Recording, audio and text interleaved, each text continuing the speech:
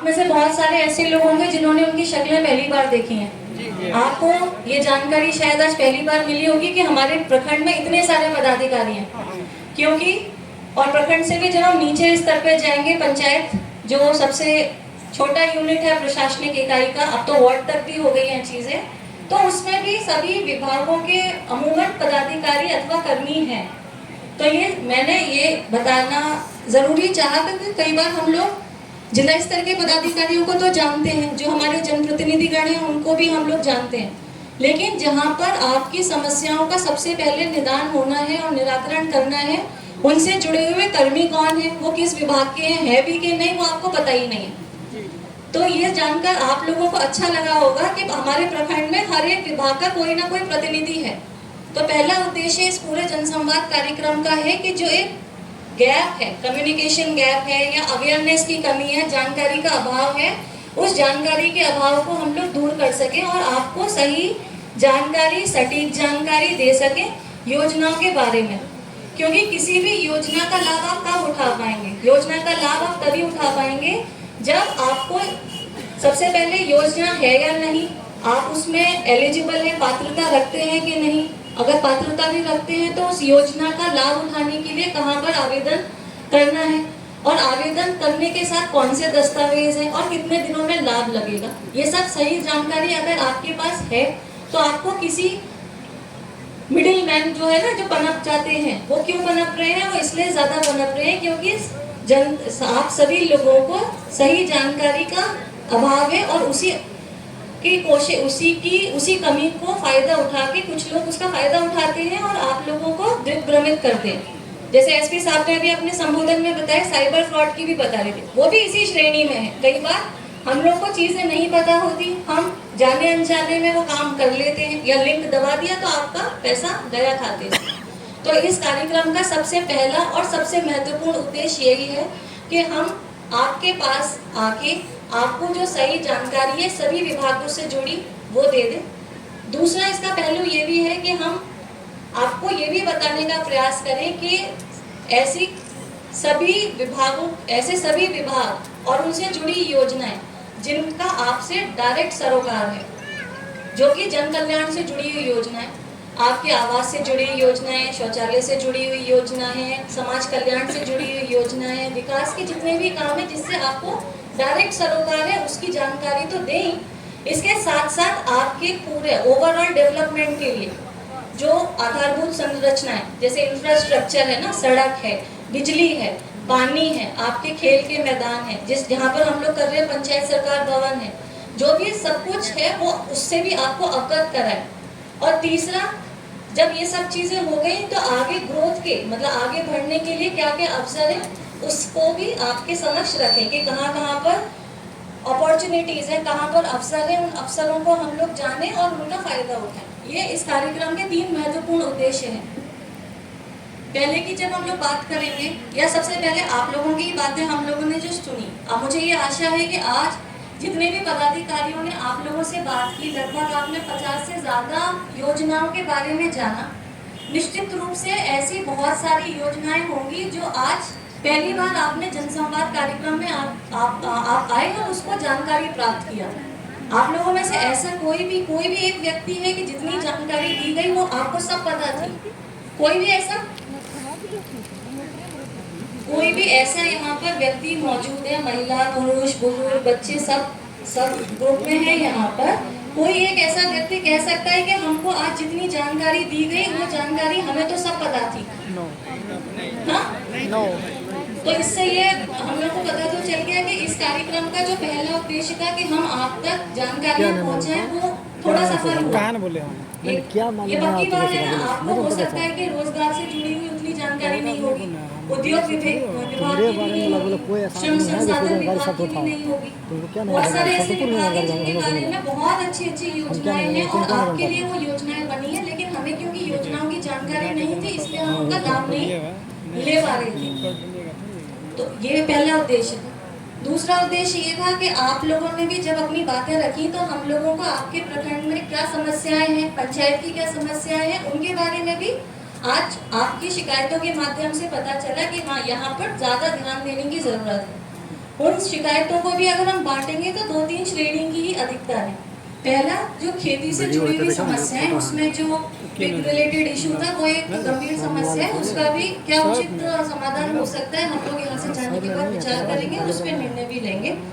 कुछ जो शिकायतें थी वो इंफ्रास्ट्रक्चर रिलेटेड थी कि कहीं पर सड़क है जो टूटी हुई है, उसको नवनिर्माण करने की जरूरत है या कहीं पर मरम्मती की जरूरत है।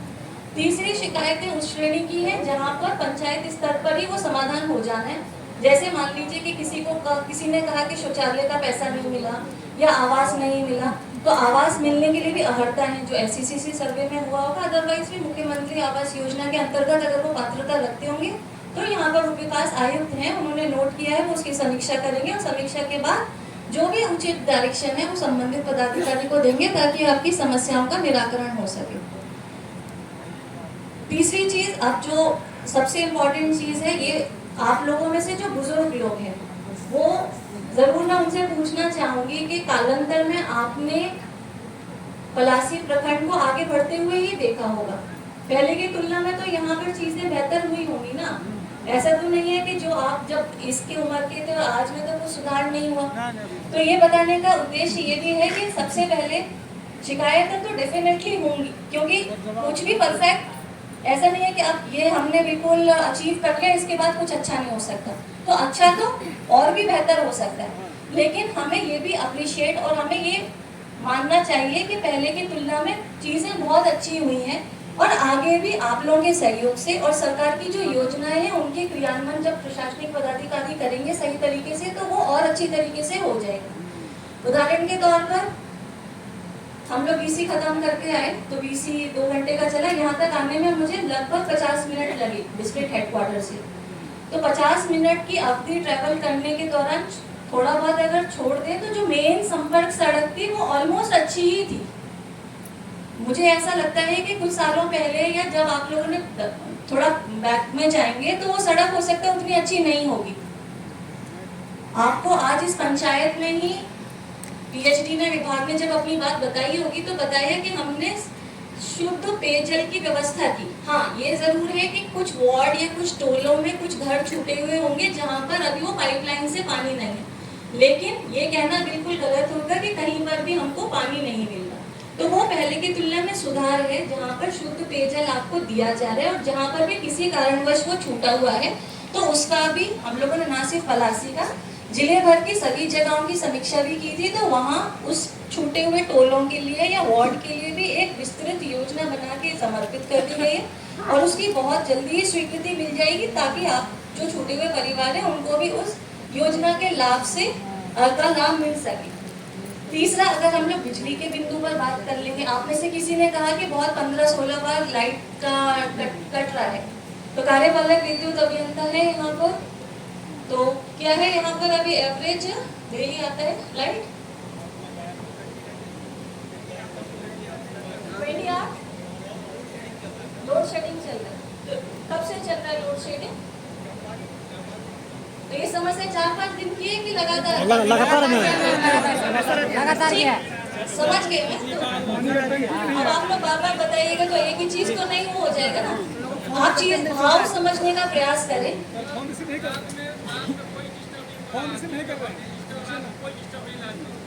रात में कोई डिस्टर्ब नहीं, फुल लाइट देता है। अच्छा, रात में पूरी लाइट आ रही है तो आप लोग आराम से सो पा रहे हैं ना।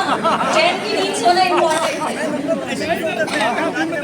अगर आप लोग बीच में फिर करेंगे तो मेरी और लंबी बात होगी, आपको ज्यादा वेट करना पड़ेगा क्योंकि लंच भी तो आप लोगों ने नहीं किया। लंच के टाइम में भी यही करें। तो कहने का तात्पर्य ये है कि बिजली की व्यवस्था भी हो सकता है अभी लोड शेडिंग है या किसी कारणवश, बट अब गांव तो बिल्कुल जो आपका सुदूर गांव भी होगा पलासी प्रखंड में बिजली तो पहुंच गई। कृषि फीडर का काम भी चल रहा है तो उसमें भी RDSS योजना के तहत आपके जो आवेदन है वो लिए जा रहे हैं और वो भी आगे होगा। ये सब मैं इसलिए बता रही हूँ ताकि आप में से किसी को भी मन में ये संकोच नहीं हो या भाव नहीं आए कि हम तो आगे बढ़े कैसे, हम तो पलासी प्रखंड के इस पंचायत में हैं। किसी को भी डिमोरलाइज जस्ट इसलिए नहीं होना है कि हम किसी प्रखंड के किसी पंचायत के निवासी हैं तो हमारे पास बढ़ने के अवसर कम है। ये बिल्कुल गलत इस बात से है क्योंकि अब बहुत ज्यादा कुछ फर्क नहीं है शहरों में और गाँव में। आप देखेंगे, अगर हम अररिया की ही बात करें तो अररिया मुख्यालय में जितनी व्यवस्थाएं हैं उससे बहुत कम आपके यहाँ सुविधाएं नहीं है, और आने वाले समय में वो सुविधाएं और अच्छी होंगी, ताकि जो पंचायत है ना, एक सुंदर स्वच्छ पंचायत का जो संकल्प है और पहले से जिस पर काम भी हो रहा है ना, समृद्ध गांव समृद्ध पंचायत, साफ सुथरी पंचायत जिसमें आपके पास अच्छा सड़कें हो, पानी की व्यवस्था हो, बिजली हो, कृषि के अच्छे अवसर हो, रोजगार सृजन के अच्छे अवसर हो, ताकि हम अपने पंचायत में ही रहकर अच्छे से अच्छा कर सके और विकास के जितने भी पैरामीटर्स हैं उन पैरामीटर्स के हिसाब से हम लोग आगे बढ़े, वो योजनाओं में अवसर खोजें। और इसीलिए इसी कड़ी में आपको आज संबोधन में बताया था, उस बच्ची ने बहुत कॉन्फिडेंटली बात किया, और DRCC के जो कुशल युवा कार्यक्रम के तहत उन्होंने कुछ ट्रेनिंग पाई, सॉफ्ट स्किल्स की पाई। जब आपने वहाँ पर एडमिशन नहीं लिया था तो उससे पहले भी क्या आप उतना कॉन्फिडेंटली बात कर पाती थी? आप खड़े हो जाएंगी प्लीज। इसलिए बताया खड़े होने के लिए, ताकि सारे लोग देखें ये बच्ची कहीं और की नहीं है, इसी पंचायत की है। और जिस कॉन्फिडेंस के साथ आज इन्होंने बात की, वो कॉन्फिडेंस इतने सारे लोगों के बीच में बात करने से यूं ही नहीं आ जाएगा, वो एक स्किल सेट है। उन्होंने DRCC गए, कुशल युवा प्रोग्राम में एनरोल किया, एनरोलमेंट के बाद इनको ट्रेनिंग दी गई 3 सेक्टर्स में, और इसके बाद नतीजा आपके सामने। और इसके बाद क्या है कि जब कोई भी स्किल सेट डेवलप कर लेंगे तो आगे भी एवेन्यूज बढ़े जाएंगे। DRCC का लाभ उठाइए, उसकी जो 3 योजनाएं हैं वो सभी युवा वर्ग के लिए बहुत अच्छी योजनाएं हैं। आप पढ़ाई से लेके स्किल डेवलपमेंट से लेके आपकी पर्सनालिटी डेवलपमेंट सबके लिए कारगर है। उद्योग विभाग की योजनाओं की जानकारी आप में से बहुत लोग होंगे जिन्होंने पहली बार जाना होगा कि इस तरीके की भी योजनाएं हैं। वो योजनाएं महिलाओं के लिए भी है, मुख्यमंत्री उद्यमी महिला योजना, युवा वर्ग के लिए भी है, SC STs के लिए भी है, अल्पसंख्यक के लिए भी है, और EBC अदर बैकवर्ड क्लासेस इत्यादि के लिए भी 5 भागों में वो योजना है।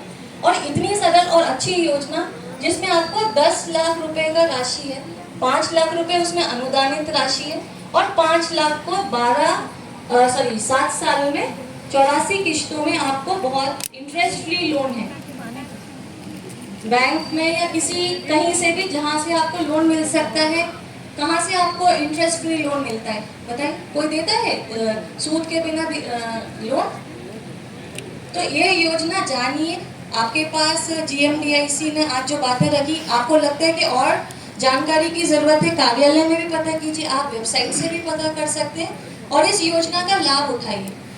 आपके बीच में से जरूर इस पंचायत में नहीं है, लेकिन जिला में ऐसे बहुत सारे लोग हैं जिन्होंने मुख्यमंत्री उद्यमी योजना के बारे में जाना, उस योजना का लाभ उठाया, अपना एक रोजगार विकसित किया और खुद रोजगार और आत्मनिर्भर बन के बाकी लोगों को भी उससे जोड़ा, और दूसरों को भी हम जहाँ खुद नौकरी करते थे फिर हमने अपना व्यापार बनाया और हमने 2, 4, 10 लोगों को नौकरी पर रखा। तो ये बताने का उद्देश्य यही है कि हम अपने अंदर जो प्रॉमिस है कि हम आगे बढ़ सकते हैं वो हमेशा पॉजिटिव रहना है। दिक्कतें तो होंगी, दिक्कतें ऐसी कोई भी समस्या नहीं है जिसका समाधान नहीं है। आज भी हम लोगों ने जो बातें सुनी उसमें से कोई ऐसी समस्या है ही नहीं जिसका समाधान नहीं है। हाँ, समाधान करने का स्तर अलग अलग हो सकता है। कुछ योजनाएं हैं जो आज आपके पंचायत स्तर पर ही हो जाएंगी, कुछ है जिसके लिए आपको प्रखंड स्तर पर जाना पड़ेगा, कुछ ऐसी होंगी जो जिला स्तर पर जिनका डिसीजन लेना है, और ये सब भी छूट गया तो कुछ ऐसी होगी जो विभाग स्तर पर मार्गदर्शन की आवश्यकता है या फिर कुछ नया निर्णय लेने की आवश्यकता है। तो बताने का उद्देश्य यही है कि कोई भी ऐसी समस्या नहीं है जिसका समाधान नहीं है।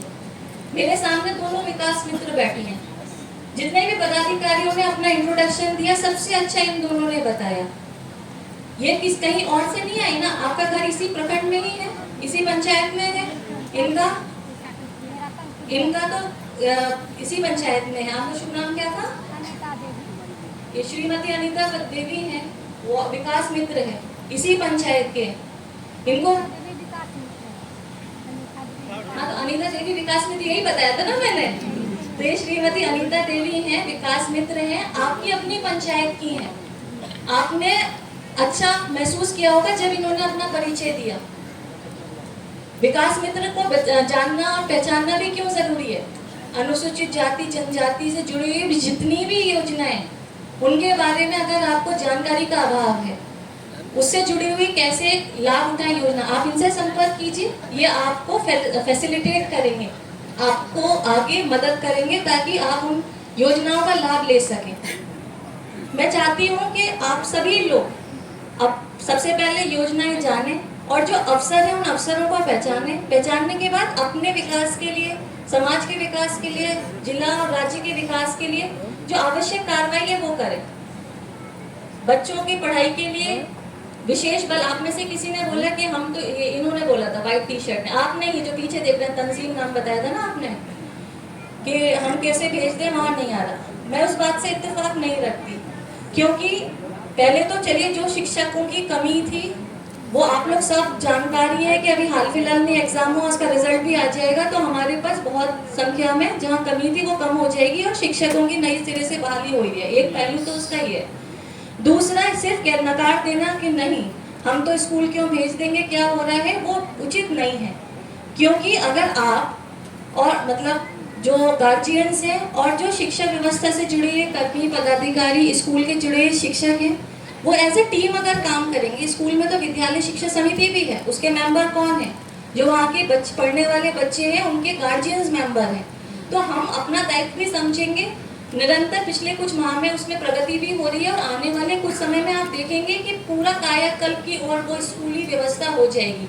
आप में से बहुत सारे ऐसे लोग होंगे, आपके इस प्रखंड के भी हैं, हाल पिछले साल ही उनका यूपीएससी में भी सिलेक्शन हुआ, वो भी यहीं के किसी विद्यालय के पढ़े हुए हैं। तो पूरे शिक्षक वर्गों को कह देना कि नहीं पढ़ा रहे हैं, तो ये तो उचित नहीं है। हो सकता है कि जिस विद्यालय विशेष की आप बात कर रहे होंगे उस विद्यालय में कुछ कमी होगी, स्पेसिफिक बताएंगे, उसका भी निराकरण किया जाएगा। स्वास्थ्य के संबंध में भी, स्वास्थ्य से भी जुड़ी हुई इतनी सारी योजनाएं, हम जहाँ पर बैठे हैं वहाँ पर भी एक उपकेंद्र है। हो सकता है कि आप लोग ऐसा महसूस करते होंगे कि सही समय पर हम जब जाते हैं तो कई बार हमको उचित लाभ नहीं मिल रहा, लेकिन ये आपका अनुभव हो सकता है जिसको हम लोग और भी सुधारने की प्रयास करेंगे। बट इन्हीं स्वास्थ्य व्यवस्थाओं से लाखों की संख्या में लोग लाभान्वित हो रहे हैं। पीएचसी से लेके, सब सेंटर से लेके, निश्चित रूप से उसमें सुधार की संभावनाएं हैं, वो होंगी भी, लेकिन जो वर्तमान में हमारे पास सुविधाएं हैं पहले की तुलना में वो बहुत उनमें विकास हुआ है। टेलीमेडिसिन, अभी तो सबके हाथ में मोबाइल है, इंटरनेट टेक्नोलॉजी का जमाना है, तो आपको अगर कोई समस्या भी है, कोई रोग भी हो गया, तो यहाँ आपको कितने लोगों को पता है कि टेलीमेडिसिन की भी सुविधा बिहार सरकार के द्वारा दी जा रही है, जिसमें आपको कुछ नहीं करना, जो सबसे अच्छे डॉक्टर्स हैं वो बैठे हैं कहीं और, आप अपनी समस्या बताएंगे, वो आपको सुनेंगे समस्या और उसका इलाज करने की दिशा में जो पहले वो करेंगे। तो ये सब चीजें जाननी है। आरटीपीएस है, आरटीपीएस की अपनी कुछ शिकायतें आती हैं, उस शिकायतों को भी दूर करने के लिए हम लोग प्लान भी बना रहे हैं, उसको और कैसे पारदर्शी बनाएं, कैसे और अच्छा बनाएं, ताकि जो असुविधा अगर किसी को होती है वो असुविधा बिल्कुल नहीं हो। और उसका सबसे परम दायित्व होगा प्रखंड स्तर के और जो पंचायत स्तर के कर्मी हैं, वो अपनी कार्यशैली में और ज्यादा पारदर्शिता लाएंगे और सिटीजन फ्रेंडली बनेंगे, ताकि लोगों को जो उनकी लिए योजनाएं बनी है उन योजनाओं का ससमय लाभ मिल सके। बहुत सारी स्कीम्स हैं, आप जन्म लेने से पहले से सोचना शुरू कीजिए और मृत्यु उपरांत तक, और समाज के हर वर्ग के लिए हैं। कई योजनाएं तो ऐसी हैं जिसमें एपीएल और बीपीएल का भी वो नहीं है, कोई डिफरेंशिएशन नहीं है। और बिहार एकमात्र ही राज्य में अभी सोच पा रही हूँ जिसमें ऐसी भी योजना है। जो लोग मान लीजिए या उदाहरण के तौर पर पेंशन स्कीम, वो यूनिवर्सल पेंशन स्कीम है, वो जैसे जो भले ही उसमें 400 रुपए हैं, वो एक अलग पहलू है, लेकिन वो अमीर आदमी भी अगर लेना चाहे तो उसे मिलेगा। वो बात अलग है कि लोग उसे नहीं लेंगे अगर, बट वो अप्लाई करेंगे तो उसको दे है वो।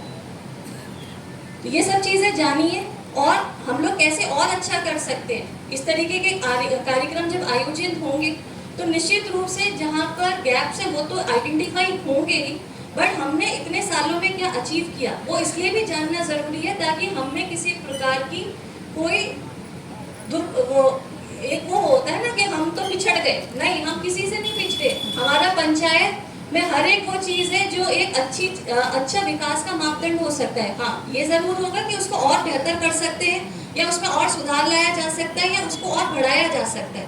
लेकिन एक अच्छे जीवन शैली जीने के लिए क्या, अब सोलर लाइट की उदाहरण के तौर पर स्कीम ले लीजिए। तो सोलर लाइट किसी ने इमेजिन किया था कि 5 साल 10 साल, या आप लोग भी जितने भी लोग बैठे हैं कि गाँव की गलियां भी रात में सौर ऊर्जा से रोशन होंगी। हमारे सभी वार्ड, मतलब मुख्यमंत्री सोलर योजना के तहत है, 7 निश्चय योजना के अंतर्गत प्रत्येक वार्ड में 10 सोलर लाइट लगाने का प्रावधान है। सभी प्रखंडों में वो चुना गया है। कई प्रखंडों में शुरू हुआ है कार्य, आपके भी पंचायतों में और प्रखंडों में वो काम किया जाएगा। हाल ही में हम लोग सिकटी गए थे, रात में ही 9, साढ़े 9, 10 बजे के करीब। सोलर लाइट से जो प्रकाश था उसके अपने अच्छे प्रभाव ये थे कि रात के 9, साढ़े 9 बजे भी बिल्कुल चहल पहल थी, रौनक थी गांव में। मतलब वो 50-55 किलोमीटर दूर है अररिया मुख्यालय से। बच्चियां आराम से घूम रही थी, जो छात्र है, महिला और पुरुष आराम से पढ़ने लिखने के लिए वो बातचीत भी कर रहे थे। तो हम ये सब चीज़ों को प्रोत्साहित करने की ज़रूरत है, और ये तभी हो पाएगा जब आप लोग जागरूक रहेंगे। आप ये जानेंगे कि हमारे अधिकार तो है ही, कर्तव्य भी बहुत इम्पोर्टेंट है जानने के लिए। तो मैं बस यही आग्रह करूंगी कि आप लोग प्रखंड पंचायत स्तर के कर्मियों के बारे में आज आपको पता चल गया, पदाधिकारी भी पता चल गए, कहाँ बैठते हैं वो भी पता चल गए। मैंने अपना परिचय नहीं दिया था, मेरा नाम इनायत है, मैं जिलाधिकारी अररिया हूँ। उन लोगों के लिए जिनको नहीं पता, कई बार नहीं पता होता लोगों को, तो ये जान लेना ज़रूरी है। तो आप हमारे कार्यालय समाहरणालय है आपका, चांदनी चौक अगर मार्केट देखा हो वहीं पर ऑफिस है, वहीं पर डीएम साहब बैठते हैं, एसपी बैठते हैं, जिले के जितने भी वरीय पदाधिकारी हैं वो बैठते हैं। अगर आपको कोई भी दिक्कत है तो आप वहाँ पर भी आ सकते हैं। लेकिन हमारा सफल प्रशासन तभी होगा जब आप लोगों को वहाँ आने की ज़रूरत ही नहीं हो। आपके सारे काम, क्योंकि किसी के भी कोई, मैंने सुना ना यहाँ पर आज तो हमारा 9th प्रोग्राम है आज जनसंवाद का। आपका प्रखंड में से पहले 8 प्रखंडों में ये कार्यक्रम मैं और एसपी साहब और सभी पदाधिकारी गए, तो सभी जगह घूमकर ये बात तो पता चला कि बहुत जो गिनने वाली 4-5 समस्याएं वो क्या है। कुछ आपको राजस्व से होती है कि भाई म्यूटेशन नहीं हो रहा है, एलपीसी नहीं हो रही, ये नहीं हो रहा, वो नहीं हो रहा। दूसरा है कि शौचालय का पैसा नहीं मिला। तीसरा है कि आपको आवास में नाम छूट गया। चौथा है कि कहीं की सड़क टूटी है, उसको सुधारने की जरूरत है। किसी का है कि वृद्धावस्था या बाकी पेंशन की जो स्कीम्स है, उन स्कीम्स का लाभ उनको नहीं मिल रहा, तो वो भी जानने की जरूरत है कि आप क्या है कि आपको सर्टिफाई करना है, जीवन प्रमाण पत्र होना चाहिए, तो आप उसको सर्टिफिकेट जमा करेंगे, हो जाएगा। कुछ चीज़ें, कुछ लाभ ऐसे हो गए हैं जहाँ पर आधार एनरोलमेंट अनिवार्य है, तो वो आपको कर लेना ज़रूरी है। वो तभी पता चलेगा जब सही जानकारी रखिएगा, ठीक है। अब आपका ज़्यादा समय नहीं लेंगे, आप लोग यहाँ पर आए, सभी ऑफिसर्स की बहुत अच्छे से बात सुनी, और हम लोगों को आपसे बात करके सबसे अच्छा लगता है। रीज़न उसका ये है कि मैं सभी पदाधिकारियों के बिहाफ पर बात करती हूँ। किसी भी कार्यालय में किसी भी पदाधिकारी 3-4 तरीके से अमूमन काम कर लेंगे, या तो कार्यालय में बैठ के फाइल का निष्पादन कर लेंगे, या कभी किसी में जांच करने के लिए जाएंगे और चीज़ें जानेंगे। तीसरा फॉर्मेट ये है कि जब हम लोग खुद आके सारी बातें, जिनके लिए काम है, जिनके लिए योजनाओं का क्रियान्वयन होना है, उनसे ही उन योजनाओं का फीडबैक लेंगे या फिर सुझाव लेंगे। ये सबसे अच्छा फॉर्मेट इसलिए है क्योंकि ये कहीं से फिल्टर होके नहीं आ रहा।